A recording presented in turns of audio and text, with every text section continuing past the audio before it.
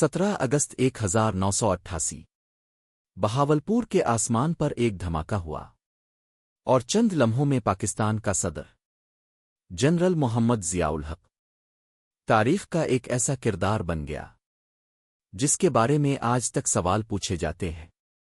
یہ حادثہ تھا سازش۔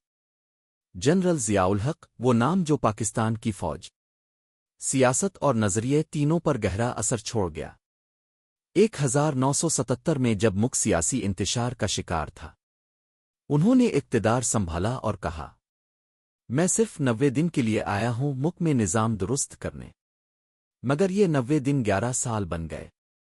ان کے دور میں پاکستان نے اسلامی قوانین کا نفاذ دیکھا، معیشت کو مستحکم کرنے کی کوشش ہوئی، پاکستان کا کردار تاریخ کا حصہ بن گیا۔ مگر 1988 میں ایک فوجی طیارہ C-130 بہاولپور سے آڑا، جس میں ضیاء الحق، امریکی سفیر آرنلڈ ریپل اور اعلیٰ فوجی افسران سوار تھے۔ پرواز کے چند منٹ بعد جہاز زمین سے جا ٹکرایا، کوئی زندہ نہ بچا۔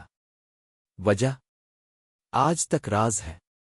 کچھ کہتے ہیں یہ حادثہ تھا، کچھ کہتے ہیں یہ سازش تھی، تو کسی کے نزدیک امریکی منصوبہ۔